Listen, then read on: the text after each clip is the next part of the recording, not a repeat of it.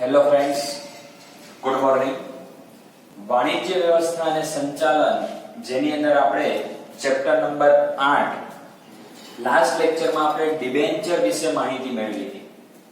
Debenture કોને કહેવાય છે, ડિબેન્ચર કંપની માટે શું ગણાય છે, ડિબેન્ચર ખરીદનાર જે વ્યક્તિ છે એ કંપની માટે શું કહેવાય છે એની ટોટલી આપણે ઇન્ફોર્મેશન મેળવી. એ પ્રશ્ન તમે હોમવર્કમાં લખ્યો પણ હશે. આગળ આપણે આજે એક નવો પ્રશ્ન શીખવાનો છે જેનું નામ છે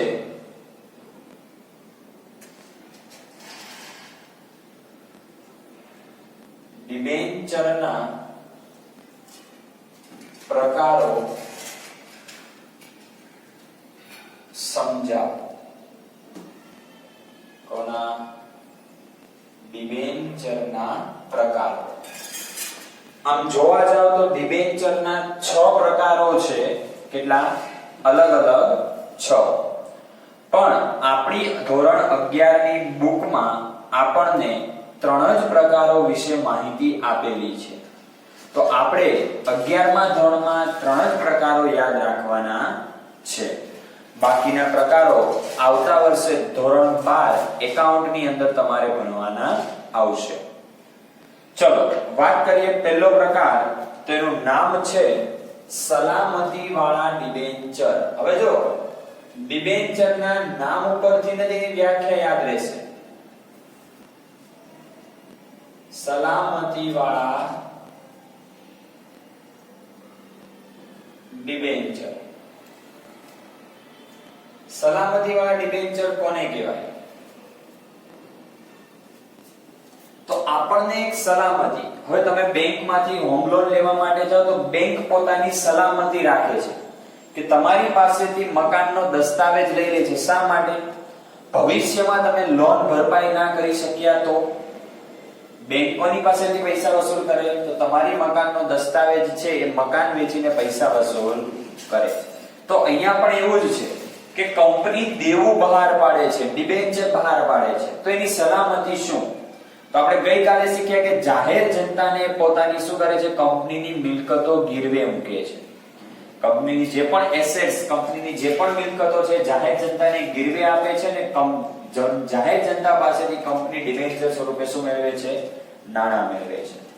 તો અહીંયા આપણો અર્થ થયો જ્યારે કંપની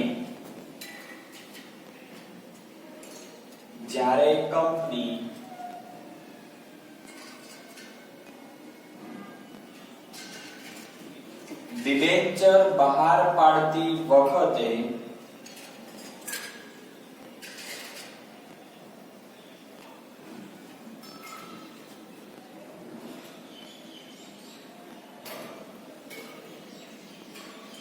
મિલકતો ગીરવે મૂકે તો તેને સલામતી વાળા ડિબેન્ચર કહે છે. કે જ્યારે કંપની ડિબેન્ચર બહાર પાડતી વખતે મિલકતો ગીરવે મૂકે તો તેને સલામતી વાળા ડિબેન્ચર કહે છે. પણ આ ગીરવે મૂકેલ મિલકત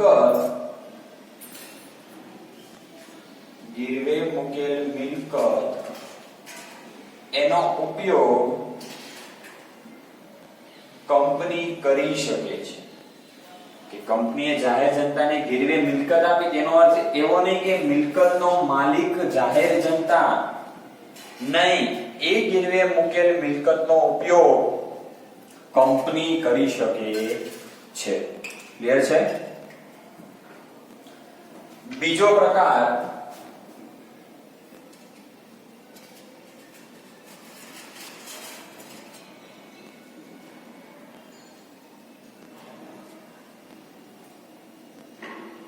રૂપાંતરણીય ડિબેન્ચર. વિદ્યાર્થી મિત્રો એક બીજી વસ્તુ યાદ રાખજો. સલામતી વાળા ડિબેન્ચરને બીજા શબ્દોમાં તારણ વાળા ડિબેન્ચર કહેવામાં આવે છે. શું કહેવામાં આવે છે? તારણ વાળા. આપણે વાત કરતા હતા રૂપાંતરણીય, રૂપાંતર, તો કે જે ડિબેન્ચરનું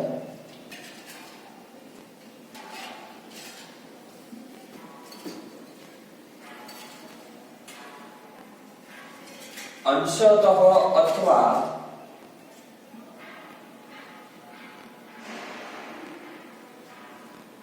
પૂરેપૂરું ઇક્વિટી શેર, શેમાં? પૂરેપૂરું ઇક્વિટી શેર કે પ્રેફરન્સ શેરમાં રૂપાંતર કરી શકાતું હોય તો તેને રૂપાંતરણીય ડિબેન્ચર કહે છે. ડિબેન્ચરને શેમાં ફેરવી દેવાના? ઇક્વિટી શેર કે પ્રેફરન્સ શેરમાં. જો એનું રૂપાંતર કરી શકાતું હોય તો એને રૂપાંતરણીય ડિબેન્ચર કહેવાય. પણ અહીંયા એક શરત છે કે જો કંપનીએ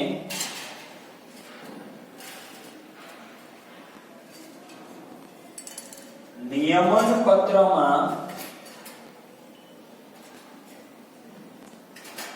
જોગવાઈ કરી હોય તો જ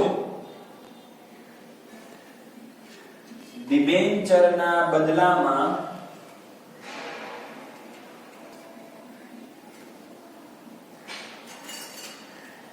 નિશ્ચિત શેર આપવામાં આવે છે. યાદ છે કંપની ધારાના નિયમોની અંદર આપણે આવેદન પત્ર અને નિયમન પત્રની કલમ જોઈ.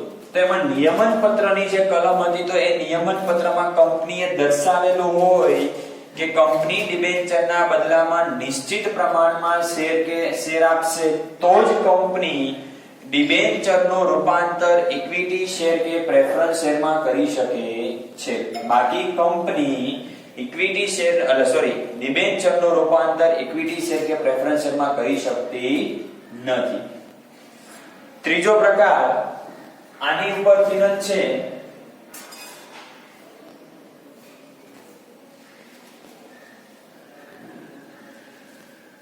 બિન રૂપાંતરણીય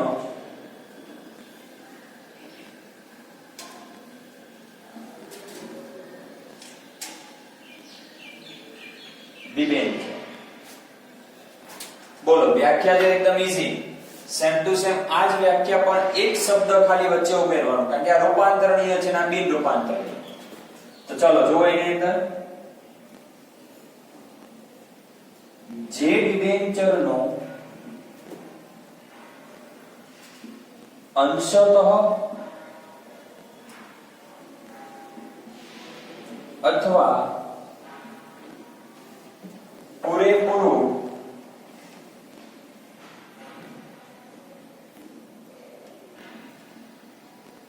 ઇક્વિટી શેર કે પ્રેફરન્સ શેરમાં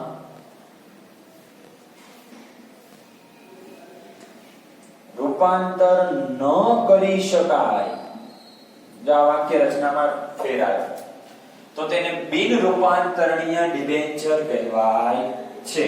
કે તમે ડિબેન્ચરને ઇક્વિટી શેર કે પ્રેફરન્સ શેરમાં ફેરફાર કરી શકતા નથી. શા માટે ન કરી શકે? કારણ કે કંપનીએ નિયમન પત્રમાં જોગવાઈ દર્શાવેલી હોય નહીં. જો જોગવાઈ દર્શાવી હોય, એમાં સ્પષ્ટ ઉલ્લેખ કરેલો હોય કે આટલા ડિબેન્ચરના બદલામાં આટલા ઇક્વિટી શેર મળશે, કે ભાઈ 50 ડિબેન્ચર હશે તો એની સામે 20 ઇક્વિટી શેર મળશે, એવી જોગવાઈ હોય તો કંપની રૂપાંતરણીય ડિબેન્ચર કરી શકે.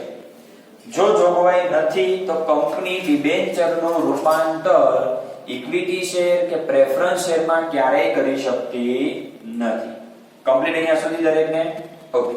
તો આ ડિબેન્ચરના ત્રણ પ્રકાર, સલામતી વાળા ડિબેન્ચર, રૂપાંતરણીય ડિબેન્ચર અને બિન રૂપાંતરણીય ડિબેન્ચર. એક એક ગુણમાં એનો અર્થ પણ પૂછાય. સલામતી વાળા ડિબેન્ચર અથવા તો તારણ વાળા ડિબેન્ચર કોને કહેવાય? રૂપાંતરણીય ડિબેન્ચર કોને કહેવાય? બિન રૂપાંતરણીય ડિબેન્ચર કોને કહેવાય? અથવા ત્રણ ગુણમાં આખો પ્રશ્ન પૂછાય કે ડિબેન્ચરના પ્રકારો સમજાવો. તો તમારે ત્રણે ત્રણ પ્રકારોની અંદર આ અર્થ જે લખેલો છે એ ત્રણે ત્રણનો અર્થ લખવાનો. ક્લિયર છે? ઓકે, તો અહીંયા આપણો આ પ્રશ્ન પૂરો થાય છે. આગળ નવો પ્રશ્ન આવે છે. ટૂંક નોંધ લખો બોન્ડ. પ્રશ્ન શું છે?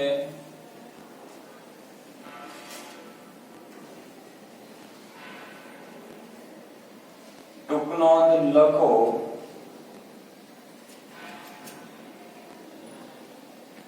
બોન્ડ વિશે.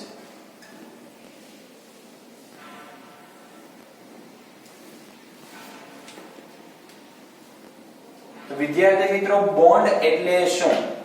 ચલો, ડિબેન્ચર શું છે? દેવું છે. તો સેમ ટુ સેમ પહેલું વાક્ય, બોન્ડ પણ એક પ્રકારનું દેવું છે. શું છે? દેવું છે. કારણ કે જ્યારે સરકારને નાણાંની જરૂર હોય, મ્યુનિસિપલ કોર્પોરેશનને નાણાંની જરૂર હોય અને કંપનીને નાણાંની જરૂર હોય, પણ કેવી જરૂરિયાત? તો હું તમને કહી દઉં, લાંબા ગાળાની જરૂરિયાત. તો અહીંયા લખી શકાય કે લાંબા ગાળાની જરૂરિયાત સંતોષવા માટે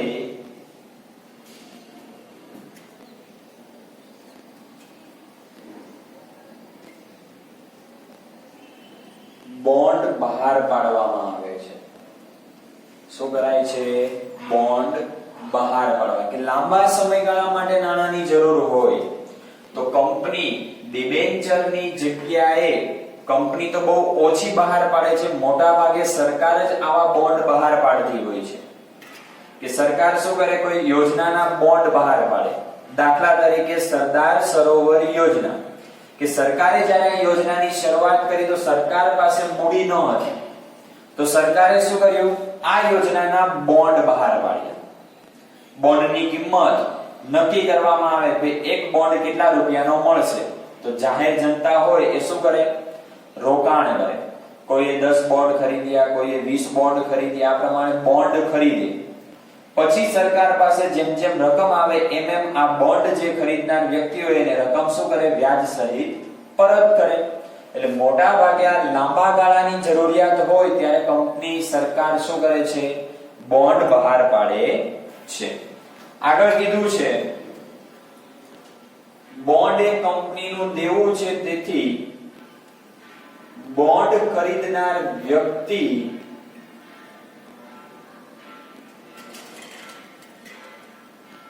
શું ગણાય છે?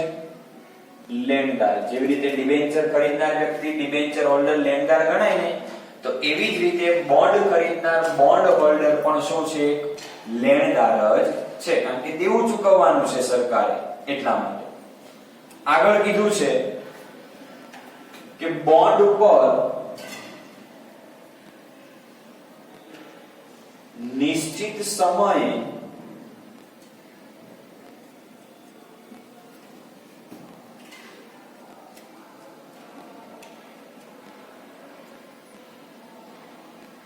નિશ્ચિત વ્યાજ ચૂકવવામાં આવે છે.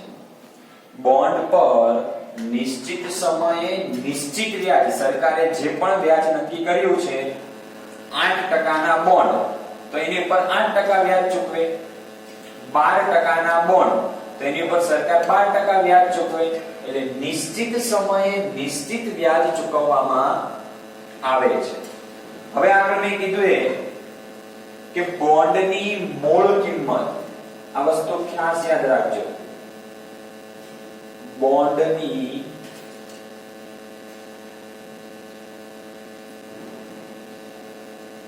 મૂળ કિંમત સામાન્ય રીતે ડિબેન્ચર કરતા વધુ હોય છે. એટલે ડિબેન્ચર કરતા પણ બોન્ડની કિંમત કેવી હોય? વધારે હોય. સપોઝ કોઈ કંપનીએ ડિબેન્ચર 10 રૂપિયાના બહાર પાડ્યા હોય તો એની કરતા બોન્ડ હંમેશા વધુ જ હોય. 12 રૂપિયા, 15 રૂપિયા, જેવી કંપની, જેવી સરકારની નાણાંની જરૂરિયાત, એ પ્રમાણે બોન્ડની રકમ નક્કી થાય છે. કમ્પ્લીટ છે? આગળ બોન્ડ કોણ બહાર પાડે, હવે એ લખવાનું. તો મેં તમને અગાઉ જ કહી દીધું કે બોન્ડ સરકાર બહાર પાડે,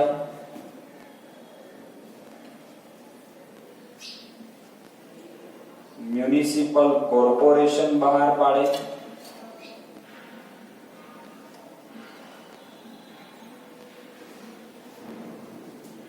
અથવા તો કંપની બહાર પાડે છે. પણ મોટા ભાગે કોણ આવે? સરકાર અને મ્યુનિસિપલ કોર્પોરેશન. કંપનીને નાણાંની જરૂરિયાત હોય તો એ ઇક્વિટી શેર, પ્રેફરન્સ શેર અને ડિબેન્ચર દ્વારા નાણાં મેળવે. પણ જો અહીંયા કઈ કંપની? સરકારી કંપની, તો સરકારી કંપની બોન્ડ પણ બહાર પાડીને નાણાં મેળવે છે. કારણ કે સરકારી કંપની એટલે ગવર્નમેન્ટ હસ્તક હોય, તો ગવર્નમેન્ટ એટલે આઈ ગઈ સરકાર. ક્લિયર છે? ઓકે. આગળ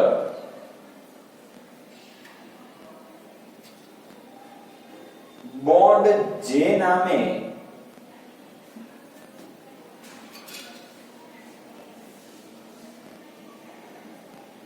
બહાર પાડવામાં આવે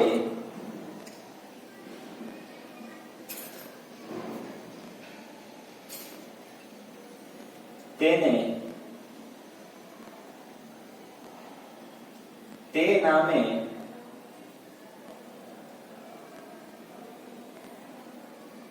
ઓળખવામાં આવે છે. ઉદાહરણ આપ્યું હમણાં મેં તમને એ જ પ્રમાણે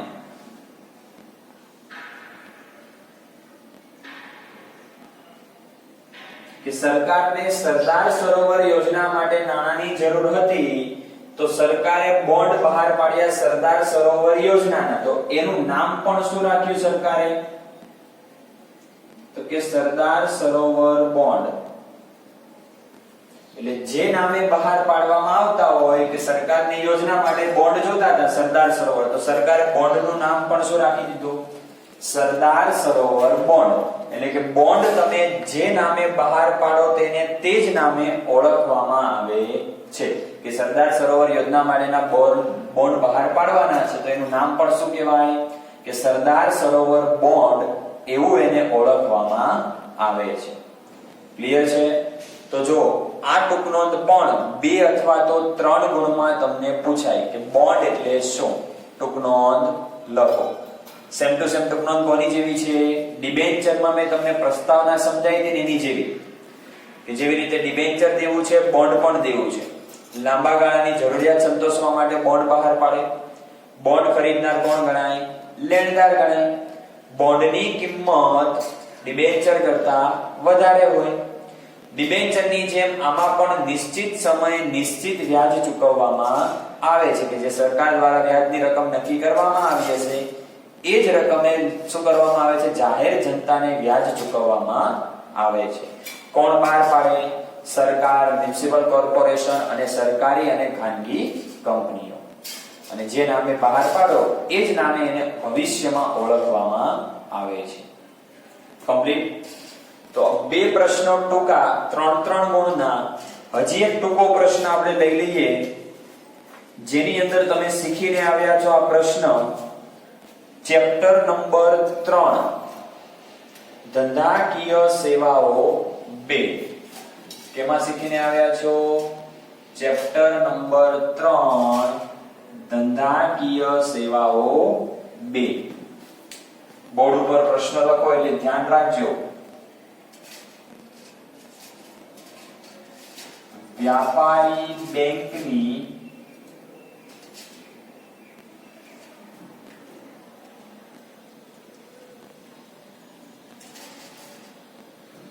ધિરાણની રીતો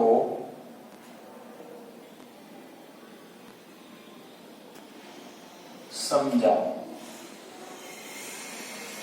કે વ્યાપારી બેંકની ધિરાણની રીતો કઈ કઈ છે એ સમજાવો. તો કોઈ પણ બેંક આપણને કયા પ્રકારે ધિરાણ આપે છે તમે જ વિચારો. તો સ્વાભાવિક રીતે આપણને ખબર જ છે, પહેલું બેંક આપણને શું આપે? લોન આપે. બીજું બેંક આપણને શું આપે? કેશ ક્રેડિટ આપે. અને ત્રીજું બેંક આપણને શું આપે? ઓવરડ્રાફ્ટ આપે. શું આપે? ઓવરડ્રાફ્ટ. લોન કોને કહેવાય, કેશ ક્રેડિટ કોને કહેવાય અને ઓવરડ્રાફ્ટ કોને કહેવાય એ વિશેની માહિતી આપણે ચેપ્ટર નંબર 3 માં શીખીને આવ્યા છીએ. પણ હજી આ ચેપ્ટર ની અંદર ફરી વખત આ પ્રશ્ન આવ્યો છે કે વ્યાપારી બેંકની ધિરાણની રીતો સમજાવો. તો વ્યાપારી બેંક ટોટલ 3 રીતે ધિરાણ આપે છે: લોન દ્વારા, કેશ ક્રેડિટ દ્વારા અને ઓવરડ્રાફ્ટ દ્વારા. ક્લિયર છે? ચલો થોડી માહિતી મેળવી લઈએ. પહેલું, લોન. સામાન્ય રીતે આપણને ખબર છે લોન માટે આપણે શું કરવું પડે છે? તો કે લોન માટે આપણે સરકાર પાસે અથવા તો કોઈ પણ બેંકને અરજી કરવી પડે. જેટલી રકમની તમારે જરૂર હોય સામે એટલી રકમની મિલકત તમારે ગીરવે આપવી પડે તો લોન આપે. લોન થાય એટલે લોનનો જે હપ્તો હોય એ નિશ્ચિત હપ્તો ચૂકવવો પડે. તમે એક સાથે કે હપ્તા દ્વારા તમે તમારી લોન પર ભરપાઈ કરી શકો છો. તો અહીંયા આપણે એ જ લખેલું છે કે જે ધંધાકીય એકમની નાણાકીય જરૂરિયાત, નાણાં પરત કરવાની ક્ષમતા, પાછલા વર્ષના હિસાબો અને ધંધાની વફાદારી અને નફાકારકતા વગેરેની ચકાસણી કરીને ધંધાકીય એકમની મિલકતો ગીરવે મૂકીને બેંકના નીતિ નિયમો અનુસાર લોન મંજૂર કરવામાં આવે છે. જો અગત્યની વાત છે ક્યારે, કારણ કે વ્યાપારી બેંક હોય તેની ધિરાણની રીતો આવી હોય. શું કીધું? બોર્ડ ઉપર લખું છું. પહેલું, ધંધાકીય એકમ જે છે એની નાણાંની જરૂરિયાત કેવી છે? લાંબા સમયગાળા માટે નાણાંની જરૂરિયાત છે કે ટૂંકા સમયગાળા માટે? બીજું, એની નાણાં પરત કરવાની શક્તિ કેવી છે? નાણાં પરત કરવાની શક્તિ.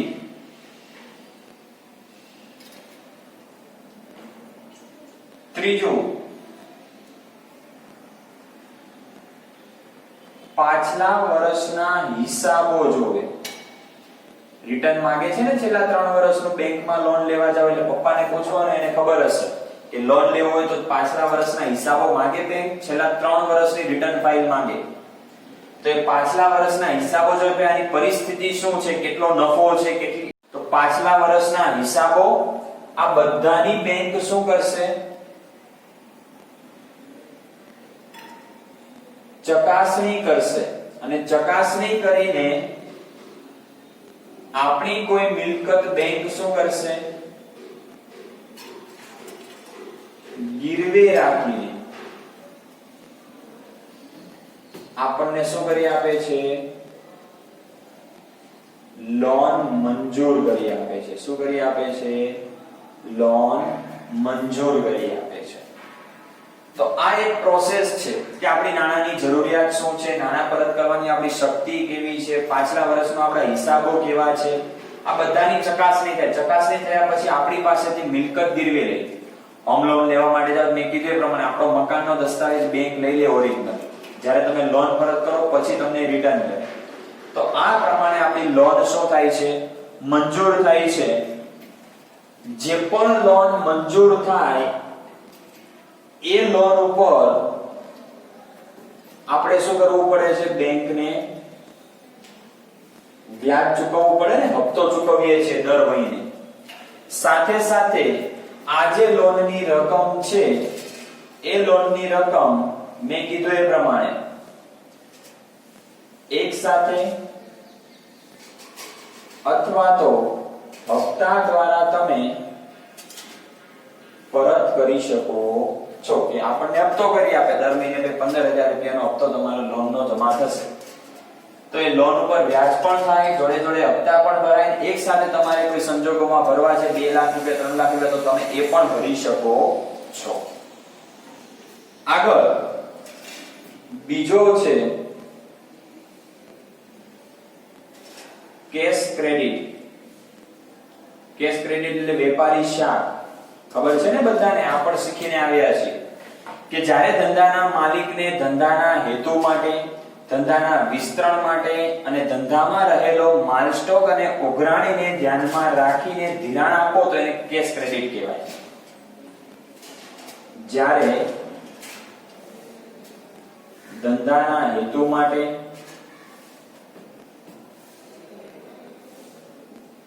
ધંધાના વિસ્તરણ માટે,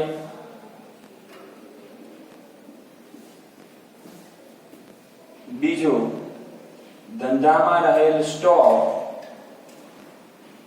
અને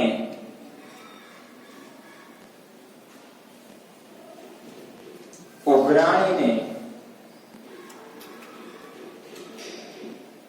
ધ્યાનમાં રાખીને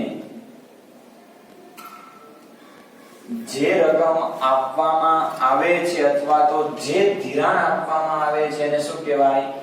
કેશ ક્રેડિટ. કે આપણી વેપારી શાખ કેવી છે બજારમાં, તો એના માટે આપણો હેતુ જોવે. ધંધાનું વિસ્તરણ, કેટલો ધંધો તમે એક્સપાન્ડ કરો છો, કેટલો વધારો છો, ધંધામાં તમારો સ્ટોક કેટલો છે, ધંધામાં ઉઘરાણી કેટલી કરવાની છે, એના આધારે બેંક આપણને જે ધિરાણ આપે એને શું કહેવાય? Cache credit. પછી આજે કેશ ક્રેડિટ માટે આપણને જેટલી રકમ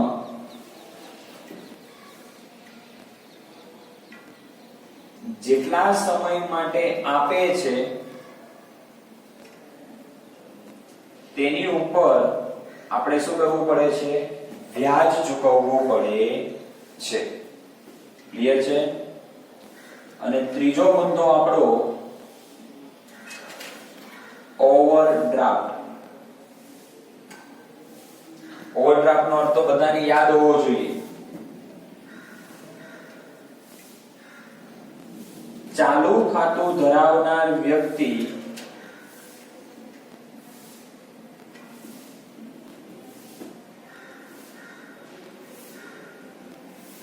ખાતામાં જમા રકમ કરતા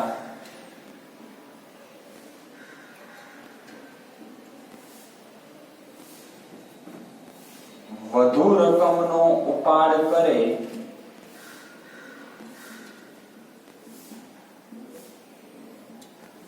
તો તેને ઓવરડ્રાફ્ટ કહે છે. કોને? કરંટ એકાઉન્ટ હોય એને જ આ લાભ મળે. મેં જ્યારે સમજાયેલું કે ચાલુ ખાતું ધરાવનાર વ્યક્તિ ખાતામાં જમા રકમ કરતા વધુ રકમ ઉપાડે તો તેને શું કહેવાય? ઓવરડ્રાફ્ટ. ઓવરડ્રાફ્ટ નો સમય ટૂંકો હોય છે અને જેટલી રકમ આપણને જેટલા સમય માટે બેંક આપે છે એ રકમ ઉપર આપણે નિશ્ચિત દરે શું ચૂકવવું પડે છે? વ્યાજ ચૂકવવું પડે છે. એટલે સેમ ટુ સેમ અહીંયા આપણે વાક્ય લખ્યું, અહીંયા લખી શકીએ કે ઓવરડ્રાફ્ટનો સમયગાળો ટૂંકો હોય છે અને જેટલી રકમ જેટલા સમય માટે આપણને બેંક આપે છે એના ઉપર નિશ્ચિત સમયે નિશ્ચિત વ્યાજ ચૂકવવું પડે છે. તો આ છે વ્યાપારી બેંકની ધિરાણની રીતો. કેટલા પ્રકારે ધિરાણ આપે? 3 પ્રકારે. લોન દ્વારા, કેશ ક્રેડિટ દ્વારા અને ઓવરડ્રાફ્ટ દ્વારા. ક્લિયર છે? તો વિદ્યાર્થી મિત્રો આજે ટૂંકા મેં 3 પ્રશ્નો જે 3 ગુણમાં પૂછાય છે એ તમને સમજાવ્યા છે. બોર્ડ ઉપર દરેકની વિગત વ્યવસ્થિત લખેલી છે. તો વ્યવસ્થિત હોમવર્ક ની અંદર 3 પ્રશ્નો તમારે લખવાના છે. હું અહીંયા લખી દઉં છું. હોમવર્ક પહેલું તમારે ડિબેન્ચરના પ્રકાર લખવાના વ્યવસ્થિત નોટબુકમાં. બીજું ટૂંક નોંધ લખવાની બેંક વિશે. અને ત્રીજું વ્યાપારી બેંકની